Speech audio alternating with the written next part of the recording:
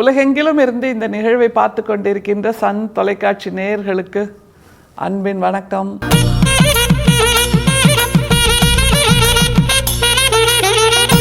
தமிழ் சித்தர் பாடல் வரிசையில் வள்ளல் பெருமானோடு நாம் சிந்தித்து கொண்டிருக்கிறோம். பொதுவாக நம்முடைய இலக்கியங்கள் அல்லது நம்முடைய உயிரினங்கள் இதற்கான வித்தியாசம் என்ன?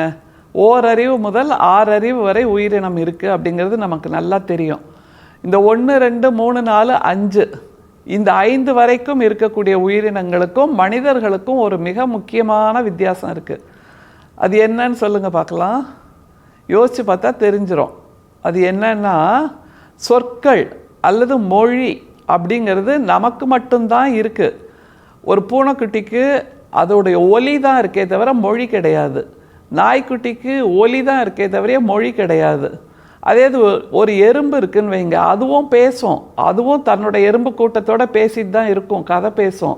ஆனால் அந்த எறும்பின் மொழி, எறும்பின் ஒலி, அந்த சத்தம் நமக்கு புரியவே புரியாது.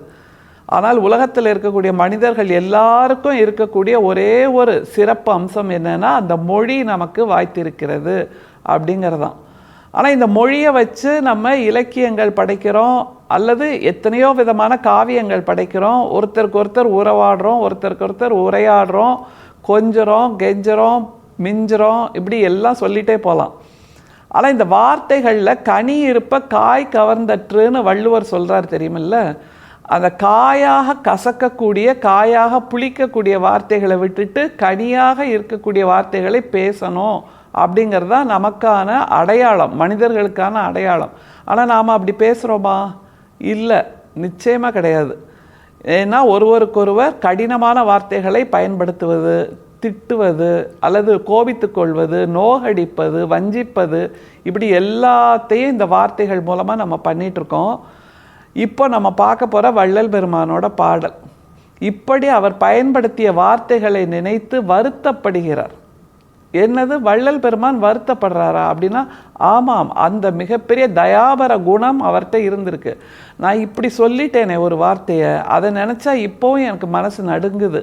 இப்படி அவரை திட்டேனே, அதை நினச்சா எனக்கு இப்போவும் மனசு நடுங்குது அப்படின்னு நடுக்கம் கொள்கின்ற ஒரு மனதை கொண்டிருக்கிறார் வள்ளல் பெருமான் அப்படிங்கிறத சொல்கிற ஒரு பாடல் தான் இன்றைக்கி நம்ம பார்க்க போகிறோம். அந்த வார்த்தைகளை பின்பற்றி பயணிப்போம். அதை தவிர நாம் யார்கிட்டெல்லாம் என்னென்ன வார்த்தை சொன்னோம், எப்படி வலியை உருவாக்கினோம், எப்படி மனவேதனையை உருவாக்கினோம் அப்படிங்கிறதையும் நினைவுபடுத்திக்கிட்டே வாங்க. அப்போது வள்ளல் பிரானுடைய இந்த வலிகள் நாமும் செய்வது தான் அப்படிங்கிற புரிதல் நமக்கு உருவாகும். வள்ளல் பிரானோட பாடல். கொதிக்கின்ற வன்மொழியால் கூறியதை ஐயோ மதிக்கின்றதோறும் உள்ளே வாழ் இட்டு அறுக்குதடா. சினம் கொண்ட போதெல்லாம் செப்பிய வன் சொல்லை மனம் கொள்ளும் தோறும் உள்ளே வாழிட்டு அறுக்குதடா. பொய்த்த மனத்தேன் புகன்ற கொடுஞ்சொற்கள் எல்லாம் வைத்து நினைக்குந்தோறும் வாழிட்டு அறுக்குதடா. சொல் விளைவு நோக்காதே சொன்னதெல்லாம் எண்ணுந்தோறும் வல்வினை என் உள்ளகத்தே வாழிட்டு அறுக்குதடா. முறையீட்டு கண்ணி அப்படிங்கிற பகுதியில் 4வது திருமுறையில் நம்முடைய வள்ளல் பெருமான் இதை கொடுத்திருக்கிறார். 4ஆம் திருமுறையில் உள்ள பாடல், 2905வது பாடல். 4 வகையான மனநிலையை இதில் கொடுக்குறாருங்க. இந்த மாதிரி சொன்னேனே அதை நினச்சா எனக்கு வலிக்குது, இந்த மாதிரி சொன்னேனே அதை நினச்சா எனக்கு வலிக்குதுன்னு 4 தளங்களில் தன்னை பொருத்தி கொள்கிறார். இந்த 4 தளமும் நமக்குமானது தான். நாம் ஒன்றும் இப்படி சொல்லவே இல்லை அப்படின்லாம் ரொம்ப சுத்த சிகாமணியாக நாம் இருக்கோன்னு சொல்ல வேண்டாம். எல்லோருக்கும் இயல்பாக இருக்க வேண்டியது இருக்கின்றது. ஆனால் இதிலிருந்து மீண்டு வர வேண்டும்ங்கிறது தான் வள்ளல் பிரான் சொல்கின்ற ஒரு தத்துவம். சரி, இப்போ மட்டும்தான் நம்ம அப்படி பேசிகிட்டு இருக்கோமா, பழகிட்டு இருக்கோமானா இல்லை, அதையும் நம்ம ஒத்துக்கணும். இலக்கியங்கள்னு சொல்கிறோம்ல, எல்லா மொழியில் இருக்கக்கூடிய இலக்கியங்களும் வார்த்தைகளால் உருவானது. அந்த வார்த்தைகள் எப்படி போரை உருவாக்கியது, அந்த வார்த்தைகள் எப்படி வஞ்சத்தை உருவாக்கியது, அந்த வார்த்தைகள் எப்படி துரோகத்தை உருவாக்கியது, அந்த வார்த்தைகள் எப்படி வெற்றியை உருவாக்கியது, வார்த்தைகள் எப்படி தோல்வியை உருவாக்கியது, இப்படி சொல்கிறது தானே இலக்கியங்கள். அப்போ வார்த்தைகள் என்பது தான் மனிதர்களின் அடையாளம். அது நமக்கு புரியுது. ஆனால் வள்ளல் பிரான் சொல்கிறார்ல, இந்த 4 வழி, அந்த 4 வழி இல்லாத அளவுக்கு நாம் எப்போதும் கனி வார்த்தைகளை பயன்படுத்த வேண்டும்ங்கிறத தான் வள்ளல் பெருமான் சொல்கிறார். இப்போ ஒவ்வொரு வழியாக பார்க்கலாமா? இப்படி ஒவ்வொரு வழியாக பார்க்கும்போது இதிலிருந்து எப்படி மீள்வது என்கின்ற ஒவ்வொரு வழியும் நமக்கு புலப்படும். அதுதான் வள்ளல் பிரானோட இந்த பாடலோட தாத்பரியம். அதனால் முதல்ல ஒவ்வொரு வழியாக பார்த்துடலாம். கொதிக்கின்ற வன்மொழியால் கூறியதை ஐயோ மதிக்கின்றதோறும் உள்ளே வாள் இட்டு அறுக்குதடா. இந்த வரியில் ஐயோன்னு ஒரு வார்த்தையை பயன்படுத்துகிறார் பாருங்க, அப்படியே திக்குன்னு ஆயிடுதான். கொதிக்கின்ற வன்மொழிங்கிறார். கொதிக்கின்றங்கிறப்பவே அது அப்படியே ஹையஸ்ட்டு அந்த ஸ்டீமிங் பாயிண்ட்டுங்கிறத புரிஞ்சுக்க முடியுது. அதுவே கொதிக்குது, அதில் கூடுதலாக வன்மொழின்னு வேற சொல்கிறார். அந்த மொழியும் கொதிக்கின்ற வெறும் மொழி இல்லை, வன்மொழி. அப்போ அந்த மொழியே மிக மிக மிக கத்தியின் கூர்மையோடு, ஒரு வாளின் கூர்மையோடு, உயிரை அறுக்கின்ற கூர்மையோடு, ஒரு குரூரத்தன்மையோடு இருக்கின்ற வார்த்தையை நான் பயன்படுத்திட்டேனே. கொதிக்கின்ற அப்படின்னு போடும்போது இப்போ கூட அந்த வார்த்தையோட சூட்டை நினச்சா மனசு பதறி போயிடுதுங்க அப்படின்னு சொல்கிறார். அதற்காகத்தான் ஐயோ என்கின்ற வார்த்தையை போடுறாரு. அது தவிர வாள் கொண்டு அறுக்குதடா அப்படிங்கிறார் பாருங்க. அப்படி வாளால் நெஞ்ச அறுத்தா எப்படி இருக்கும், என்ன வலி வலிக்கும். பச்சை ரத்தம், பச்சை சதை, பீரிட்டு ரத்தம் கிளம்பும் இல்லை, அதெல்லாம் நினச்சி பாருங்க என்ன வலி அது. அனஸ்தீசியா கொடுக்காம வாளால் அறுக்கும்போது எப்படிப்பட்ட உயிர் துடித்து கொண்டிருக்கும் வலி.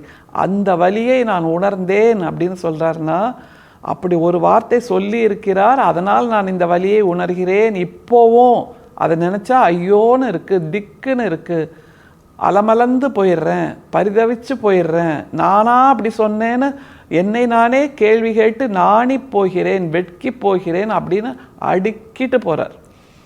அடுத்து என்ன சொன்னார் பாருங்க, சினங்கொண்ட போதெல்லாம் செப்பிய வன் சொல்லை மனம் கொள்ளும் தோறும் உள்ளே வாளிட்டு அறுக்குதடா. இதுவும் நம்மளோட பழக்கம் தானே. கோபம் வந்துடுச்சுன்னா எனக்கெல்லாம் எப்படி தெரியுமா, கண்ணு மண்ணு தெரியாமல் பேசிடுவேன் அப்படிம்பாங்க. அது ஒரு பெருமையாங்க. கோபம் வருதல் என்பது நம்முடைய குணநலனை மாற்றுகின்ற ஒரு குணம். நாம் கோபப்படுறோம் அப்படின்னா நம்முடைய குணநலன் நிதானமாக இருப்பதிலிருந்து நிலை தவறி போகிறது, நிதானம் தவறி போகிறது. அதுவே முதல்ல உடல் நலத்துக்கு கேடு.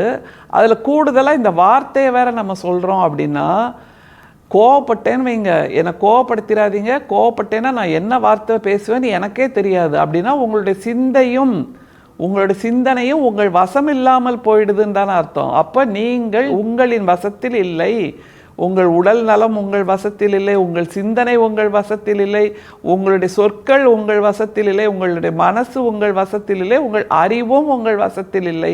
அப்படி ஒரு கோபம் உங்களுக்கு வந்ததென்றால் எதிராளி வெற்றி பெற்றாருங்கிறத புரிஞ்சுக்கோங்க. எதிராளி உங்களை கோபப்படுத்தி வெற்றி பெற்று நிற்கிறார். அப்போ நீங்கள் அவர்கிட்ட தோற்றுவிட்டீர்கள். அதனால் கோவப்படுபவர்கள் எல்லாம் மிகப்பெரிய பெரிய பராக்கிரமசாலிகள்னு நினைக்க வேண்டாம். அவர்களெல்லாம் தோற்று போயிருப்பவர்கள்ங்கிறத புரிஞ்சுக்கணும். கோபம் வேறு, ரௌத்திரம் வேறு. பாரதியார் ரௌத்திரம் பழகுன்னு சொல்லியிருக்கார். ரௌத்திரம் என்பது சமூக சிக்கல்கள், சமூக இழிவுகள், சமூகத்தில் இருக்கக்கூடிய பிரச்சனைகளை பார்த்து வருகின்ற அந்த துடிப்பு. ஆனால் கோபம் என்பது அப்படி இல்லை.